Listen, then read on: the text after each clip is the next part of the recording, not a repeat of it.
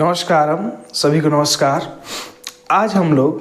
आज के इस वीडियो में हम लोग globalization and the Indian economy class 10th के बारे में डिस्कस करेंगे।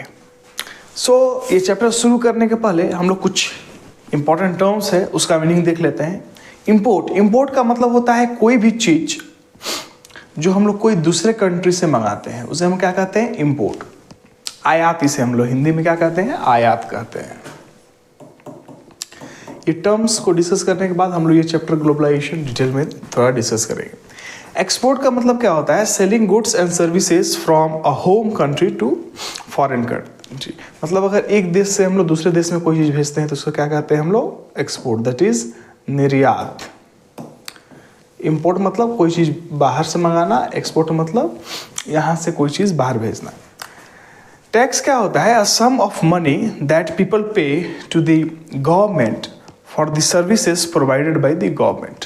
जो भी गवर्नमेंट सर्विस प्रोवाइड होती है और उसके बदले जो भी हम मनी देते हैं गवर्नमेंट को उसे हम लोग टैक्स कहते हैं। इनका मतलब क्या होता है? व्हेन ओनरशिप और something is transferred from government to private company. जब गवर्नमेंट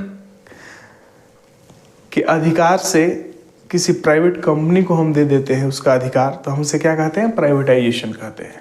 जैसे कि हम कनाडा का एग्जांपल लें। कनाडा में, ब्रिटेन में और फ्रांस में, जापान में उन्होंने क्या किया है? अपने एयरक्राफ्ट को, ठीक है, एयरक्राफ्ट मैन्युफैक्चरर्स को, ठीक है, यूटिलिटीज़ को, इंश्योरेंस दैट इज कंपनीज को, ट्रांसपोर्टेशन सिस्टम को, सबको क्या किया है उन्होंने?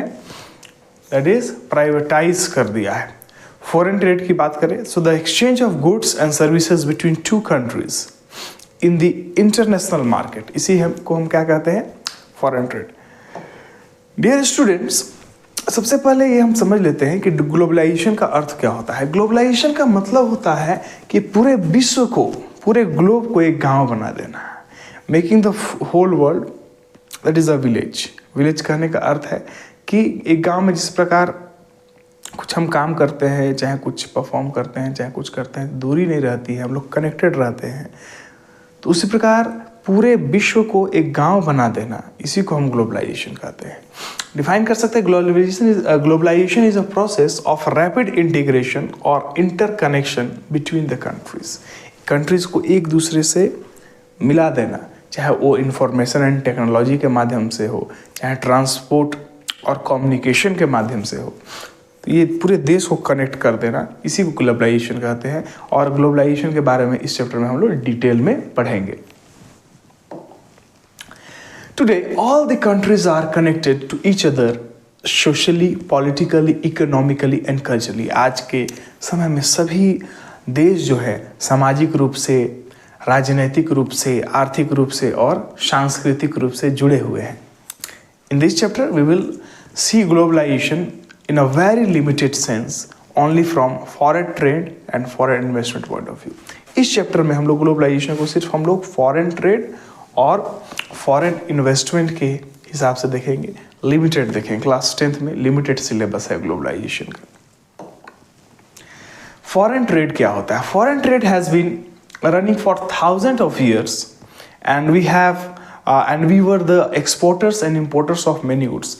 अनेकों हजारों वर्षों से हम क्या करते हैं? दूसरे कंट्री के साथ व्यापार करते आए हैं, बिजनेस करते आए हैं। हम लोग जो है गुड्स को एक्सपोर्ट भी करते थे, इंपोर्ट भी करते थे, इसमें हमारा फ़ायदा होता था।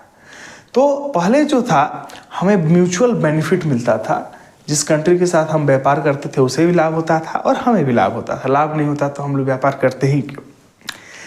लेकिन जब हम लोग कॉलोनी बन गए ब्रिटेन के जब हम लोग गुलाम बन गए, तब हुआ क्या कि ट्रेड जो है वो ब्रिटेन के फेवर में आ गया, हमारा नुकसान होने लगा। होता क्या था कि हम लोग जो है, जो गुड्स है, जो रॉ मटेरियल्स थे, उनको हम इंडिया से भेजते थे और वहाँ से फिनिश्ड फाइनल गुड्स बन करके आता था, और ये हमारे लिए अच्छा नहीं था। जैसे कि हम लोग अगर जैसे एग्जांपल लेते हैं कि रुई या फिर रेशम यहाँ से भेजते थे, चाहे इंडिगो यहाँ से हम लोग दैट इज़ खेती करते थे, वहाँ भेजते, वहाँ के मार्केट्स में वो लोग बहुत ही महंगे दाम में बेचते थे। या फिर यहाँ से रॉ मटेरियल्स ले गए और वहाँ से फिनिश्ड प्रोडक्ट बना करके यहाँ भेज दिए, तो यहाँ से बहुत कम दाम में ले गए और वहाँ जो बना कर लाए यही मार्केट में, इंडियन मार्केट में ही वहीं बहुत अधिक मात्रा में बेच दिए। तो क्या होता था, उनको बहुत बेनिफिट होता था, लेकिन हम लोग को क्या होने लगा, लॉस होने लगा जब हम लोग कॉलोनीज थे, गुलाम हुए ब्रिटिशर्स के तब। अब हम बात करते हैं ग्लोबलाइजेशन को अगर अच्छे से समझना है, डिटेल में जानना है, तो सबसे पहले हमको जानना होगा कि एमएनसीज क्या होता है, मल्टीनेशनल कॉरपोरेशंस क्या होता है, मल्टीनेशनल कंपनीज क्या होती हैं। तो मल्टीनेशनल कॉरपोरेशन या फिर मल्टीनेशनल कंपनीज जो है, ऐसी कंपनीज होती हैं जो कि एक से अधिक देशों में काम करती हैं। मतलब कि एक देश में उनका हेडक्वार्टर होता है और बाकी और भी देशों में उनका जो है सब यूनिट्स होता है, जहाँ पर अलग अलग काम किए जाते हैं। जैसे कि जो मेन एम है एमएनसी का, वो क्या है, पहला मैक्सिमाइजिंग प्रॉफिट को बढ़ाना, और दूसरा मिनिमाइज कॉस्ट ऑफ प्रोडक्शन, और कॉस्ट ऑफ प्रोडक्शन जो खर्च है उसको कम कर देना। जैसे कि अगर हम बात करें अमेरिका की, तो अमेरिका में क्या होता है, होम कंट्री मानिए कोई एमएनसी का अमेरिका में है, वहाँ पर क्या हो रहा है, डिज़ाइनिंग हो रहा है। चाइना में क्या हो रहा है, मैन्युफैक्चरिंग, क्योंकि चाइना में बहुत सस्ता होता है, और होम कंट्री में यहाँ पर क्या हो रहा है, अमेरिका में डिज़ाइन अच्छे से हो जाता है कम दाम में, चाइना बहुत कम दाम में उसको मैन्युफैक्चर कर देता है। और अगर हम इसको ईस्टर्न यूरोप और मैक्सिको भेज दे असेंबल करने के लिए, और इंडिया के कॉल सेंटर्स जो है वो अच्छा काम करते हैं, तो ये क्या हो रहा है कि एमएनसीज है एक कंट्री में सिचुएटेड है, लेकिन उसका काम जो है ये डिज़ाइनिंग का, मैन्युफैक्चरिंग का, असेंबलिंग का और कॉल सेंटर्स का, ये अलग अलग कंट्रीज में है। तो ऐसा क्यों करती है एमएनसी? इसलिए करती है कि वो पैसा बहुत सारे बचा सके, क्योंकि यहाँ पर बहुत सारा पैसा उनका बच जाएगा, क्योंकि एक एमएनसी तो बहुत लार्ज अमाउंट में कोई भी चीज़ का प्रोडक्शन करते हैं, इसीलिए उनको ऐसा जगह चाहिए जहाँ पर सस्ता मैन्युफैक्चरिंग हो सके। जैसे हम एग्जांपल लेते हैं आईफोन का, ये आईफोन जो है यूएस बेस्ड कंपनी है, और इसका मैन्युफैक्चरर चाइना है। असेंबल कहाँ होता है, इंडिया में, वियतनाम में, मैक्सिको में, अलग अलग जगह होता है इसका। So we can have an example of iPhone in the form of multinational corporations. Now, what are the conditions required to set up MNCs? MNC अगर हमें सेटअप करने हैं तो क्या क्या कंडीशंस चाहिए? पहला, cheap skilled and unskilled labour चाहिए। हमें ऐसे लेबर चाहिए वो स्किल्ड और अनस्किल्ड जो कि कम दाम में मिल जाए, क्योंकि हम लोग डिस्कस किया था कि एमएनसीज का क्या उद्देश्य होता है कि उनका जो है खर्चा कम हो और आउटपुट उनका ज़्यादा निकले, तो वो लोग चीप लेबर्स चाहेंगे, है ना। Location of factory close to market से क्लोज हो, ताकि उनको व्यापार करने में, बिजनेस करने में आसानी हो सके। फेवरेबल गवर्नमेंट पॉलिसीज जो है एमएनसीज के फेवर में हो, ताकि वो बिजनेस अच्छे से कर सके। बहुत ज़्यादा स्ट्रिक्ट पॉलिसी होगा, ट्रेड बैरियर्स होंगे, तो दिक्कत होगी एमएनसीज को काम करने में। ट्रेड बैरियर्स क्या होता है, आगे इस चैप्टर में हम लोग पढ़ेंगे। और availability of other factors of production, land, labour, capital and enterprises, ये सभी चीज़ें जो है अवेलेबल होनी चाहिए। तो ये चार जो है कंडीशंस रिक्वायर्ड होते हैं एमएनसीज को सेट करने के लिए। नाउ फॉरेन इन्वेस्टमेंट क्या होता है? Investment by MNC is called foreign investment. कहीं पर भी अगर मल्टीनेशनल कॉर्पोरेशंस को इन्वेस्टमेंट करता है तो उसे हम क्या कहते हैं? फॉरेन इन्वेस्टमेंट कहते हैं। MNCs invest in two ways. MNC दो तरीके से इन्वेस्ट करते हैं, या तो अकेले अपना सारा पैसा लगाएंगे, या फिर वो क्या करते हैं, लोकल कंपनीज को ही खरीद लेंगे। इसका एग्जाम्पल्स हम लोग आगे देखते हैं। एमएनसीज लोकल कंपनी के साथ मिलकर के कैसे काम करती हैं, आइए हम लोग डिस्कस करते हैं। सबसे पहला, MNCs can provide money for additional investment like buying new machines for faster production. MNCs क्या कर सकती है? पैसा दे सकती है एडिशनल इन्वेस्टमेंट के लिए, जैसे कि अगर नए मशीन्स खरीदने हैं फास्टर प्रोडक्शन के लिए, उसके लिए MNCs might bring with them the latest technology for production. MNCs अपने साथ क्या कर सकती है? लेटेस्ट टेक्नोलॉजी ला सकती हैं प्रोडक्शन के लिए, ताकि प्रोडक्शन फास्ट हो सके, एफिशिएंट एंड इफेक्टिव हो सके। एंड कभी कभी एमएनसीज जो है वो लोकल कंपनीज को ही एक्वायर कर लेती हैं और प्रोडक्शन शुरू कर देती हैं। जैसे एक हम एग्जांपल लेंगे कि जैसे कारगिल फूड्स थी, एक अमेरिकन कंपनी थी, इसने पहले जॉइंट वेंचर किया पारक फूड्स के साथ, और बाद में इसको कंट्रोल कर लिया और भी लोकल कंपनीज को एक्वायर किया, और यह एक बहुत बड़ा जो है एडिबल जो है ऑयल कंपनी बन चुका है भारत में। तो इसी प्रकार एमएनसीज दूसरे को दैट इज के साथ मिल करके या फिर उसको खरीद करके या उसको पैसा दे करके काम कराती है। आगे बात करते हैं, MNCs also give their products to local manufacturers in different countries. कभी कभी एमएनसीज क्या करती हैं कि अपने प्रोडक्ट्स लोकल मैन्युफैक्चरर्स को दे देती हैं ताकि वो उसको बनाए, और बाद में ये क्या करते हैं कि अपना ब्रांड नेम डाल करके उसको बेच देते हैं और बहुत पैसा कमाते हैं, बहुत अपने ब्रांड नेम का उनका वैल्यू होता है एमएनसीज का। सो एमएनसीज जो है क्या क्या डिटरमाइन करती हैं? सबसे पहले कोई भी प्रोडक्ट का प्राइस डिटरमाइन करती हैं, उसका क्वालिटी डिलीवरी डिटरमाइन करती हैं, और लेबर कंडीशंस जो है डिटरमाइन करती है। अब ट्रेड को हम समझते हैं क्या है, that is producer as well as consumers gets benefited from trade. Trade जो है व्यापार से जो है प्रोड्यूसर्स और कंज्यूमर्स दोनों को फ़ायदा होता है। जैसे कि हम लोग एक एग्जांपल लेते हैं कि एक सेलर है, ट्रेड कर रहा है अपने प्रोडक्ट का दूसरे कंट्री में, तो क्या होगा, उसका मार्केट ग्रो करेगा, और मार्केट ग्रो करेगा तो उसका प्रोडक्ट अधिक बिकेगा, तो डेफिनेटली फ़ायदा है। और कंज्यूमर जो है they will get benefited as he और she will be able to get the product of another country. दूसरे कंट्रीज के भी अलग नए नए प्रोडक्ट्स मिलेंगे कंज्यूमर्स को। सो ये बेनिफिट्स हैं ना। कैसे जो है फॉरेन ट्रेड हमें अफेक्ट करता है, जैसे कि एक हम एग्जांपल लेते हैं, चाइना जो है that is China finds opportunity to sell Chinese products, उसके cheap Chinese product to India. China का जो प्रोडक्ट्स होते हैं बहुत ही चीप होते हैं, and China toy makers get benefited. China के जो टॉय मेकर्स इससे बहुत बेनिफिटेड होते हैं भारत में अगर वो लाते हैं, क्योंकि इंडियन जो टॉयज होते हैं वो तो बहुत कॉस्टली होते हैं, और चाइना का जो टॉय होता है वो क्या होता है, सस्ता होता है। तो यहाँ पर बेचेंगे तो क्या होगा, उनको डायरेक्टली बेनिफिट होगा। लेकिन इंडिया के जो मार्केट होते हैं उनको बहुत नुकसान होता है, इसलिए होता है क्योंकि उनके मुकाबले इनका थोड़ा सा महंगा होता है। अब हम बात करें ग्लोबलाइजेशन की, तो ग्लोबलाइजेशन क्या है? This is the process of rapid integration और इंटरकनेक्शन बिटवीन कंट्रीज। ये क्या है? That is it is process of rapid integration and interconnection between countries, as everywhere there is a production, so because of globalization all the countries are market to these products. Now, goods and services, that is IT going from one country to another, है ना? The movement of people for better income, better jobs or better educations. आइए globalisation के बारे में। Globalisation तो हम लोग already discuss कर चुके हैं कि पूरे विश्व को एक छोटा सा गांव बना देना, यही ग्लोबलाइजेशन का मतलब है। मतलब कि क्या है, इंटीग्रेशन करना और इंटरकनेक्ट करना कंट्रीज के बीच में, से हम ग्लोबलाइजेशन करते हैं। हर जगह जो है there is a production, so because of globalization all the countries are market to this products. Globalization कारण जो है जो भी प्रोडक्ट्स बन रहे हैं वो पूरे कंट्रीज उसके मार्केट है, क्योंकि वो प्रोडक्ट्स अलग अलग देशों में जाएंगे और बिकेंगे। गुड्स और services, that is IT going from one country to another. Now movement of people for better income, लोग भी एक से दूसरे कंट्रीज में जा रहे हैं। फॉर एग्जांपल इंडिया के लोग अमेरिका जा रहे हैं, इंग्लैंड जा रहे हैं बेटर इनकम के लिए, बेटर जॉब्स, बेटर एजुकेशंस के लिए। And countries have put restrictions on the movement of people, that how many people can go. बहुत सारे कंट्रीज ने दैट इज अधिकतर कंट्रीज ने क्या किया है कि मूवमेंट ऑफ लोग पर जो है कितने हमारे देश में लोग आएंगे उसका लिमिट सेट करके रखा है। Therefore movement of people is very less, इसलिए मूवमेंट पीपल बहुत कम होता है। हम बात करते हैं how foreign trade integrates the global market.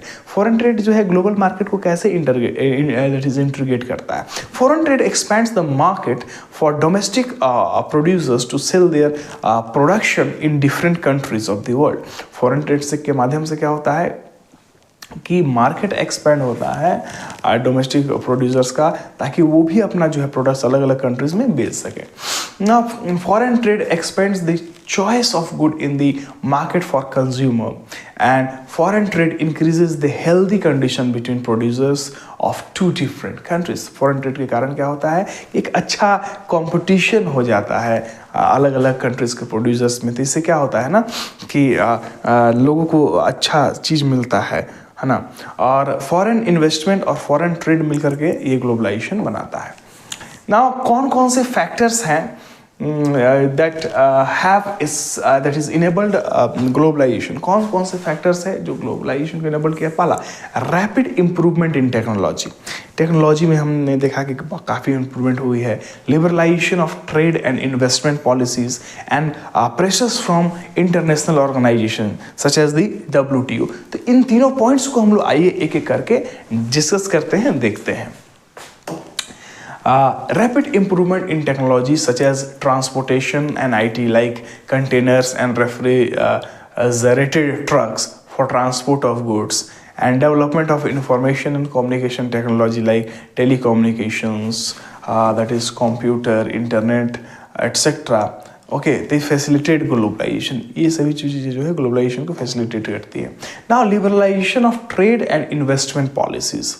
अब लिबरलाइजेशन का अर्थ क्या होता है? दैट इज रिमूविंग बैरियर्स और restrictions on trade by the government. कभी कभी क्या होती है, गवर्नमेंट बिजनेस पर टैक्स लगा देती है ताकि उनका जो डोमेस्टिक मार्केट जो है उस पर ज़्यादा जो है दैट इज आउटसाइडर्स का प्रभाव ना पड़े।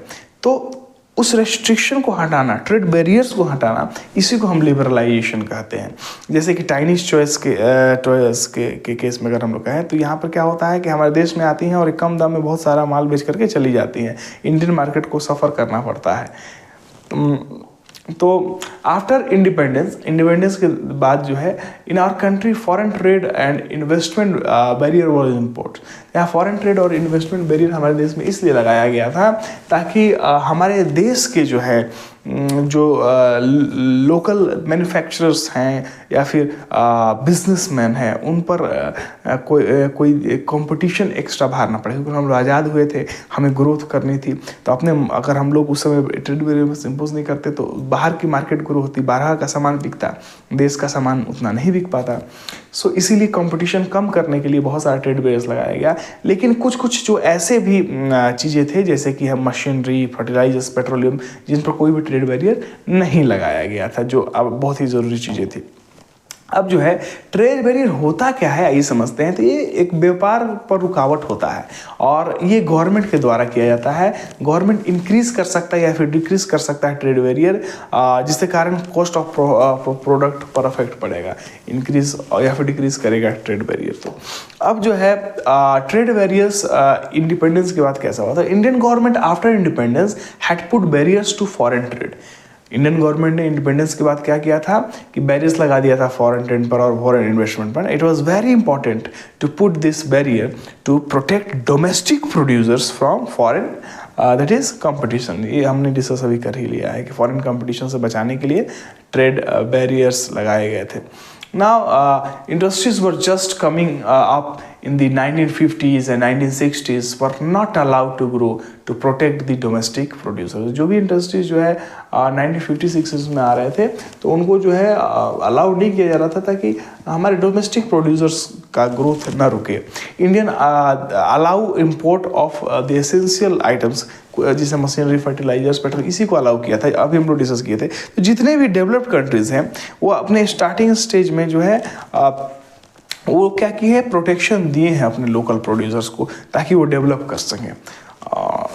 दैट इज़ लेकिन अब न्यू इकोनॉमिक पॉलिसी अब 1950-60 में तो हमने बहुत सारे रेस्ट्रिक्शंस लगाए थे, लेकिन 1991 में जो है हमने क्या किया कि न्यू इकोनॉमिक पॉलिसी लाया। इसमें क्या था कि India that is had frame some policies so that Indian producers could compete with the foreign countries. कुछ भारत ने पॉलिसी बनाई ताकि हमारे जो प्रोड्यूसर्स हैं बाकी देश के दैट इज प्रोड्यूसर्स के साथ भी क्या कर सके कि एक फॉरेन कंट्रीज के साथ एक कंपटीशन हो उनका पूरा ग्लोबल लेवल पर। So if India producers have to participate in the foreign countries competition they would have to improve their quality. अगर वो अपना बाहर से कंपटीशन का होगा तो और भी वो अपने क्वालिटी को बेटर बनाने का प्रयास करेंगे।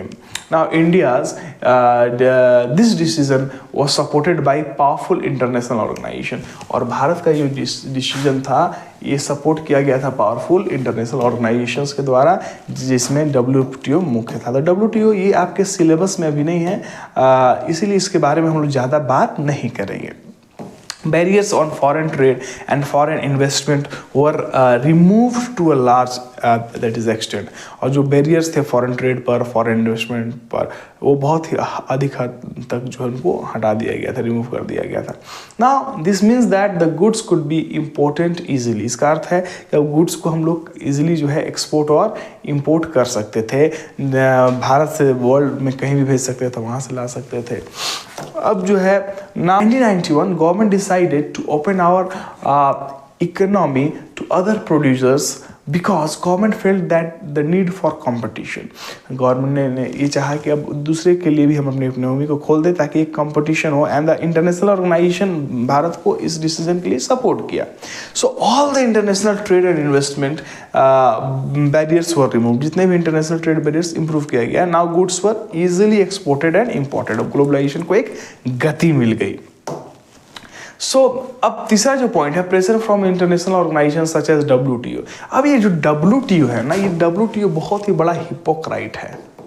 हिपोक्राइट इसलिए है क्योंकि डेवलप कंट्रीज जब करते हैं तो उनको कुछ नहीं बोलता है, डेवलपिंग कंट्रीज के साथ ये जो है क्या करता है कि दैट इज बोलता है कि ट्रेड बैरियर्स आप हटाओ। लेकिन जो डेवलप कंट्रीज कैसे डेवलप बने, शुरू में उन्होंने बहुत सारे ट्रेड बैरियर्स रखा। So WTO was made by international that is countries and they make international rules and sees who are that is following the rules, and there are there is presently 164 members countries in the WTO। इसलिए नहीं पढ़ेंगे क्योंकि हमारे syllabus में नहीं है। उतना हमें इसको पढ़ना, बस जान लेना है कि वर्ल्ड ट्रेड ऑर्गेनाइजेशन क्या है, कि इंटरनेशनल ऑर्गेनाइजेशन है जो कि फॉरेन ट्रेड इन्वेस्टमेंट मतलब ग्लोबलाइजेशन को फास्ट करने में, बढ़ाने में जो है ये काम करता है।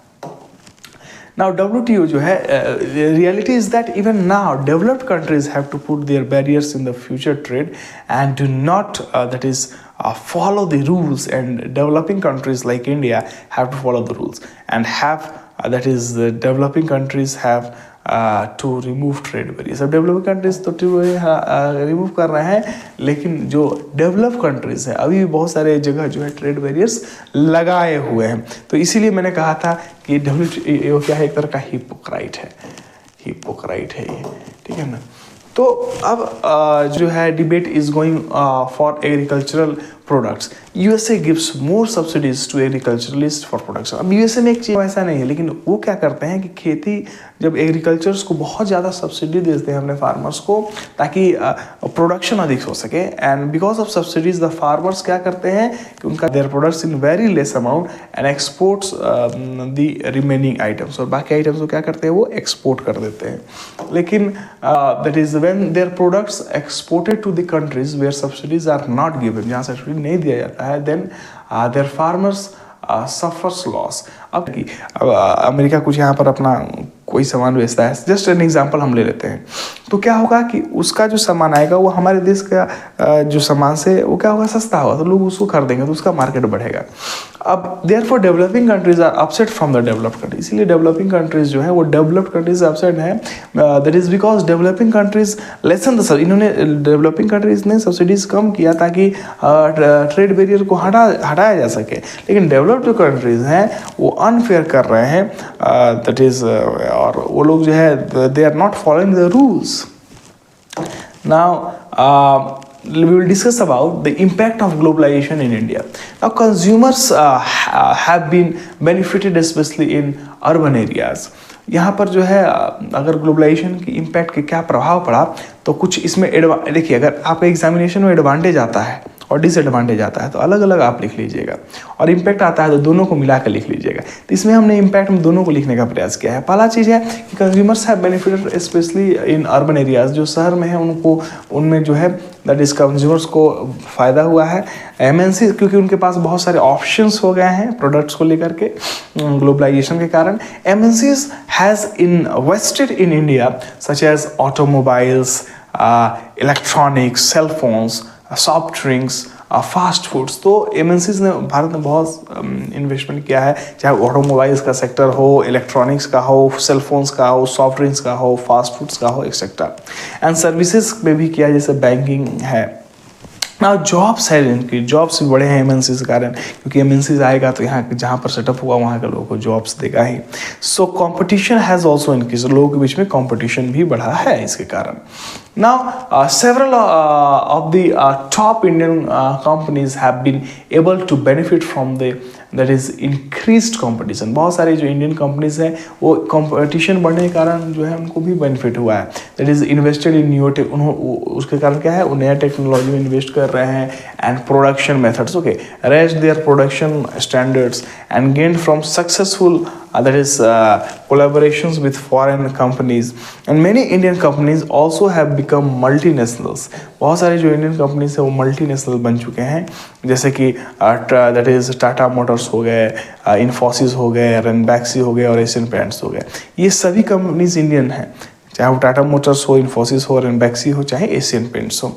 They have become multi nationals. Okay, now because of the globalization, the demand of many countries has increased, especially those which are related to information technologies, data entry, accounting, administrative task, engineering etcetera. So globalisation के कारण इन सभी चीज़ों में जो है क्या हुई है, डिमांड इंक्रीज्ड हुई है।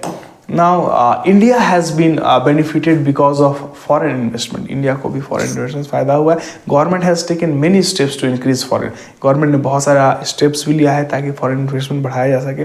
दे हैव फॉर्म्ड इंडस्ट्रियल जोन्स। उन्होंने जो है इंडस्ट्रियल जोन्स का गठन किया, और जिसको हम लोग स्पेशल इकोनॉमिक जोन्स भी कहते हैं। आइए इसके बारे में हम लोग थोड़ा डिस्कस कर लेते हैं। स्पेशल इकोनॉमिक जोन्स हैं क्या? So they are world class, they has world class facilities. इसमें वर्ल्ड क्लास फैसिलिटीज जैसे कि हाई इलेक्ट्रिसिटी बहुत ही फर्स्ट क्लास होगा, दिक्कत नहीं होगा पानी का, road transport, storage, recreational activities यहाँ पर अच्छी मिलेंगी। And those companies who do their production in special economic zones, what happens, they don't have to pay tax for 5 years। गवर्नमेंट ने ऐसा प्रावधान बनाया है इंडिया में, अगर कोई कंपनीज जो है प्रोडक्शन कर रही हैं स्पेशल इकोनॉमिक जोन में, तो उनको 5 साल के लिए जो है कोई भी टैक्स नहीं पे करना होगा। Government has brought flexibility in labour laws. Labour laws में भी बहुत सारे फ्लेक्सिबिलिटी लाए गए हैं गवर्नमेंट द्वारा, so that there is foreign investment, ताकि यहाँ पर फॉरेन इन्वेस्टमेंट हो सके ना। अब एमएनसीज के डिसएडवांटेजेस के बारे में थोड़ा देख लेते हैं। जैसे producers of batteries, tyres, that is capacitors, dairy products, vegetable oil, plastics and toys were faced loss because competition, because of competition many people close their industries. अब क्या है कि बाहर से बहुत सारी कंपनीज आई, तो जो दैट इज़ हमारे इंडियन दैट इज़ कंपनीज हैं जो प्रोड्यूसर्स हैं जैसे बैटरीज, टायर्स के, इनको बहुत ही मतलब कंपटीशन के कारण नुकसान करना पड़ा, और अपना जो है दैट इज़ इंडस्ट्रीज़ को भी बंद करना पड़ा। बहुत सारे जो स्मॉल वर्कर्स हैं, works in MNCs, they don't have job security. उनको जॉब सिक्योरिटी नहीं है, क्योंकि जो वेल एजुकेटेड टैलेंटेड लोग हैं उनका तो ग्रोथ होता है एमएनसीज में, लेकिन जो छोटे वर्कर्स हैं, जो अनस्किल्ड लेबर हैं, उनका कोई भी जॉब सिक्योरिटी भी नहीं है। So if they don't go for work, they won't get money। अगर कभी कभी ऐसा होता है वो काम करने जाए तो उसका पैसा भी नहीं मिलता है। तो ये सभी चीज़ें हैं। Now the struggle for a fair globalization। अगर सही ग्लोबलाइजेशन होता है तो पूरे विश्व को एक फ़ायदा होगा, और एक साथ हम आगे बढ़ेंगे, और ये जो है हमारा प्रोसेस जो है वसुधैव कुटुंबकम, एक परिवार के जैसा होगा, और सभी का ग्रोथ होगा। तो अभी पूरे विश्व में जो है स्ट्रगल भी चल रहा है कि ताकि इस ग्लोबलाइजेशन को सही से इम्प्लीमेंट किया जा सके पूरे विश्व में। Everyone has not got the benefit of globalisation. हर किसी को ग्लोबलाइजेशन का फ़ायदा नहीं मिल पाया है। Those who are well educated, जो लोग, जैसे हमने पहले डिस्कस किया, जो लोग एजुकेटेड हैं, स्किल्स हैं, जिनके पास वेल्थ है, उनको तो बेनिफिट हो ही रहा है ग्लोबलाइजेशन से। लेकिन जो ग्लोबलाइजेशन जो है, जो वीकर सेक्शंस हैं, अनस्किल्ड है, उनके लिए फ़ायदेमंद नहीं है।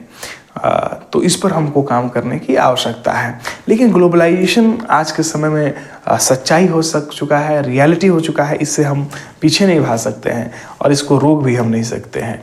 सो how can we do fair globalisation? हम फेयर ग्लोबलाइजेशन कैसे करें सो दैट हर किसी को बेनिफिट हो, सबको लाभ हो?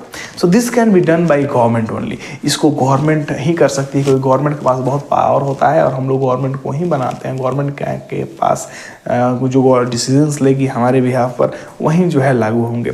इसीलिए this can be done by government, and government should make a policy. Government को एक ऐसा नीति बनाना चाहिए, ऐसा पॉलिसी बनाना चाहिए to keep the interest of weakest section of society, ताकि जो गरीब से गरीब लोग हैं, जो कमज़ोर तबके के लोग हैं, उनका जो है इंटरेस्ट दैट इज़ ध्यान रख करके बनाया जाए, ताकि जो है तो ऐसा नहीं है कि सिर्फ जिसके पास जो समृद्ध है उन्हीं का विकास हो। अब जो है labour laws should be properly implemented. जो लेबर लॉज हैं उनको सही तरीके से हम लोग लागू करें। Workers should get their rights, workers को उनका अधिकार मिले। And small producers should be promoted, छोटे छोटे जो प्रोड्यूसर्स हैं उनका प्रमोशन हो, because they are not strong enough to compete with the huge MNC, क्योंकि वो लोग इतने बड़े एमएनसीज से कंपटीशन करने लायक नहीं, क्योंकि एमएनसी का एक बहुत बड़ा पावर होता है पूरे